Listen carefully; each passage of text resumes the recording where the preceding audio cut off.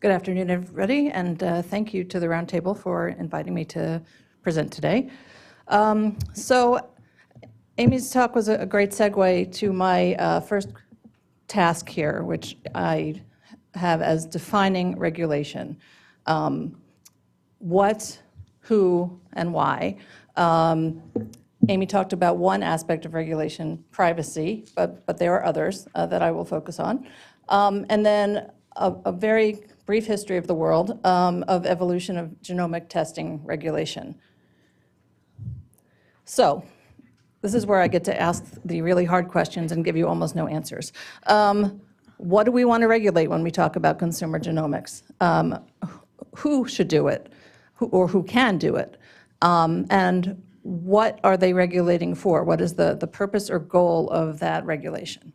So these are by no means exhaustive.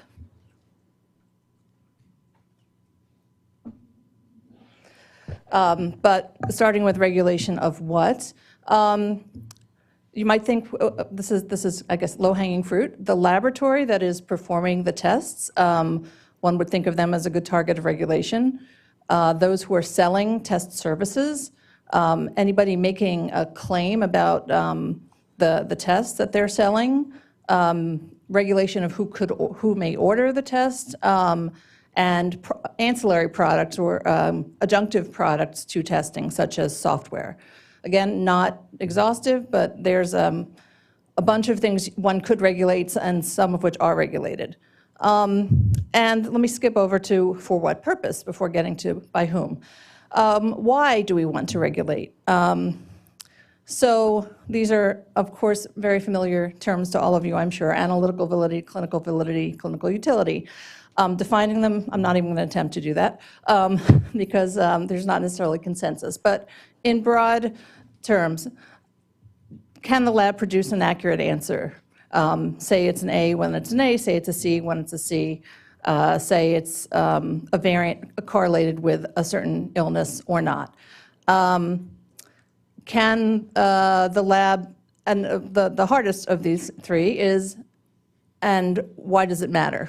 What's the value of the information? That's what people refer to as clinical utility. Then there's the issue of comprehensibility. So can the lab report be interpreted by the target, targeted recipient of that lab report, or maybe by others who are unintended recipients, but yet also need to interpret it? Then there's a potential purpose of regulation related to access. Do we want to expand the number of people who have access to these tests or not? Is access a goal? And allocation of resources. And then finally, protection and promotion of the public health, another worthy goal of regulation. So when you get to consumer genomics, regulation by whom is the toughest and most complicated and evolving part of the story. So again, broadly speaking, there are sort of 5 domains or 5 potential regulators, and I use the word regulation broadly to include law as well as softer regulation. So you've got federal agencies, everybody knows. You've got 3 branches of government. Congress makes the laws, administrative agencies interpret and implement those laws, and courts interpret in the case of a conflict of the interpretation of the law. So 3 federal agencies are involved or potentially involved or have to some extent sometimes been involved in the oversight of consumer genomics. Those are the Centers for Medicare and Medicaid Services through their Clinical Laboratory Improvement Program for Oversight of Lab Tests, FDA, and the Federal Trade Commission. So that's, I'll unpack that in a moment. But entity 2 are the states.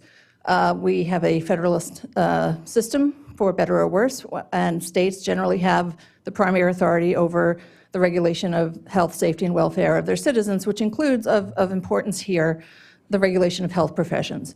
The scope of practice, and that includes both scope of laboratory practice and scope of clinical practice. Then you've got courts, again, if there's a dispute, in particular, if somebody says they were injured by a product, including a genetic test, or they were injured by a physician's negligence or intentional misconduct, courts will resolve disputes like that. And payers. Now, I know we don't necessarily think of them as direct regulators, but in the context of health services, to the extent those health services are paid for by the government, payers' decision to pay or not to pay has a regulatory impact. And then finally, professional organizations. They may not have force of law, but first, sometimes they are given that law, and then other times, de facto, the fact of their oversight can create norms that are, as I said, soft regulation. Okay, so what about consumer genomics? Who's doing what? There's the known knowns, the known unknowns, and the unknown unknowns here that I'll try to go through. So labs performing testing. The Clinical Laboratory Improvement Amendments applies to all clinical laboratories that are testing samples in the United States or from people in the United States for the purpose of health assessment. And it covers the quality of the facilities, including personnel, requires them to hire the people with certain kinds of training, and that will vary depending on the type of testing, and to show, document that they are able to get the right answer reliably, so analytical validity. On the state level, New York State, most states implement CLIA. New York State is exempt from CLIA because it has a more rigorous program than CLIA.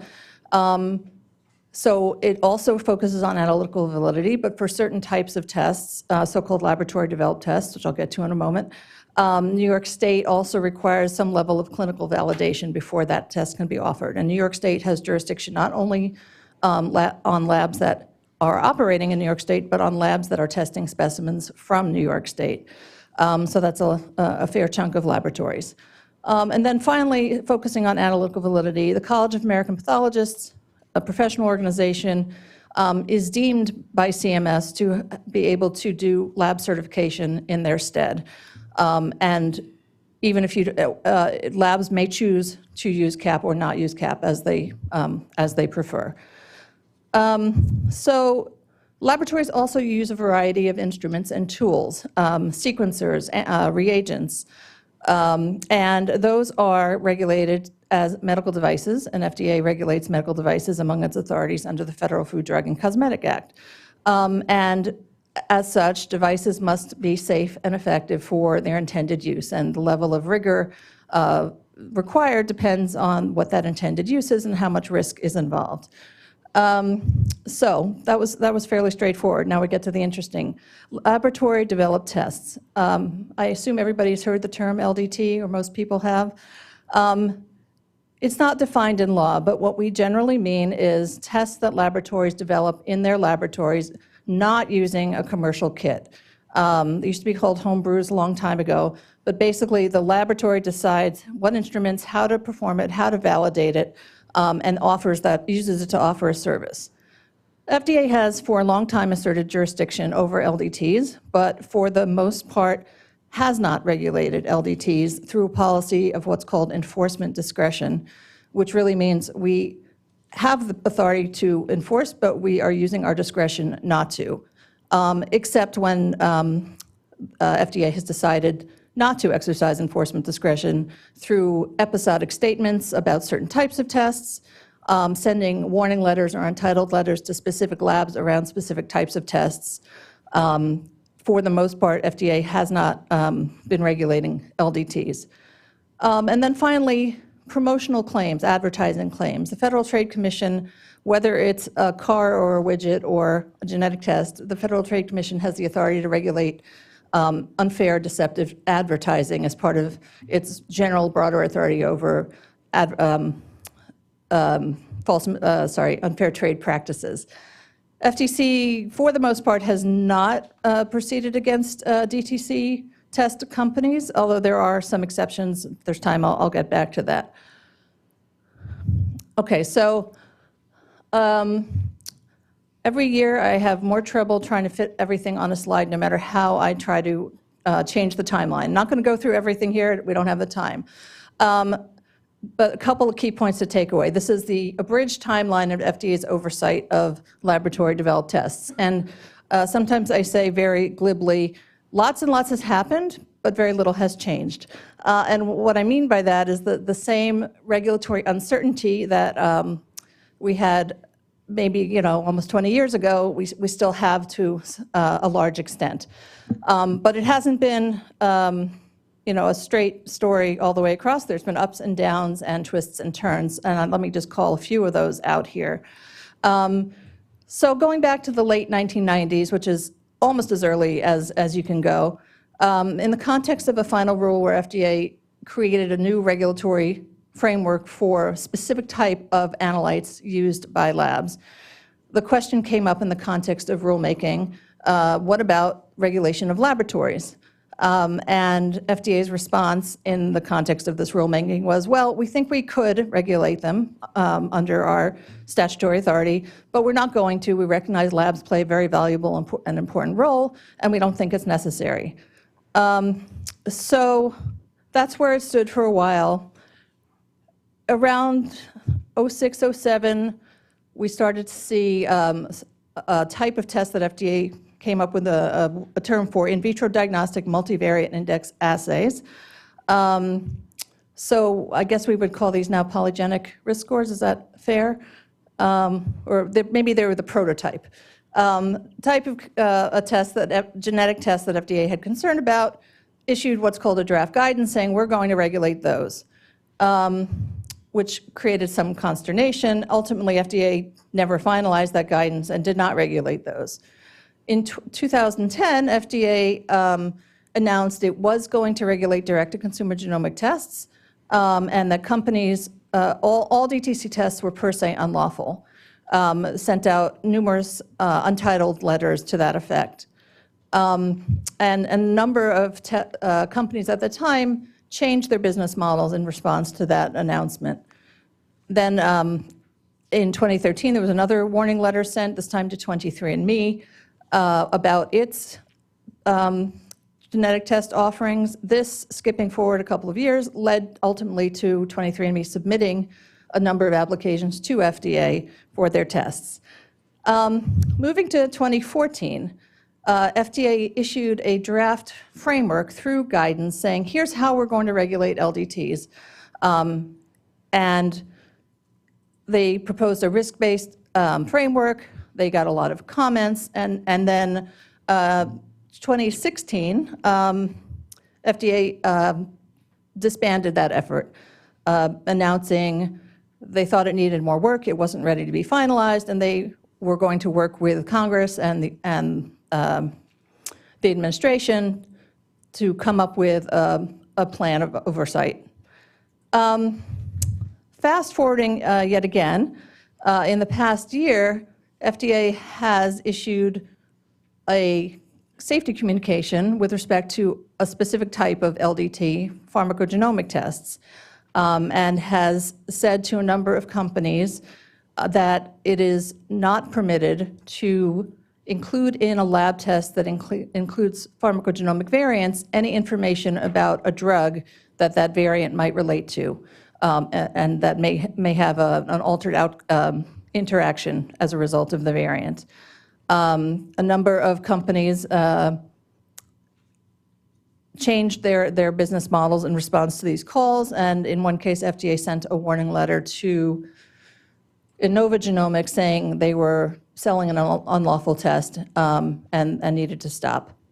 So just wrapping up here, this is really just digging more into the PGX testing recent pronouncements. What was FDA's rationale for the safety communication? FDA said to healthcare providers, we don't believe the relationship between DNA variations and medication has been established.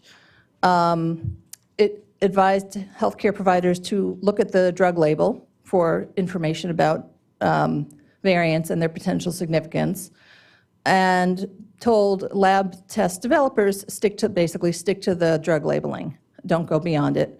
And so this applied to all genetic tests, whether consumer-oriented or not. And there was no acknowledgement in the safety communication of guidelines such as CPIC and the role that they might play in this information. Everything else here I've touched on, and since my time is up, let me just skip to the conclusion. Regulation of genomic testing is not one-stop shopping. There's a lot of different pieces that are or could be regulated.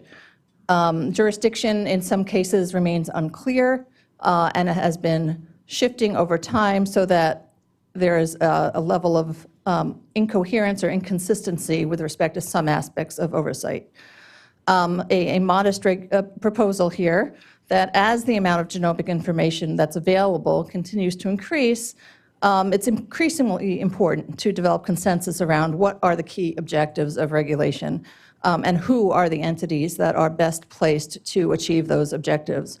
That kind of clarity and consistency would be benefit to all stakeholders. And I'll leave it there. Thank you. Great. Thank you. We have Jordan Laser next.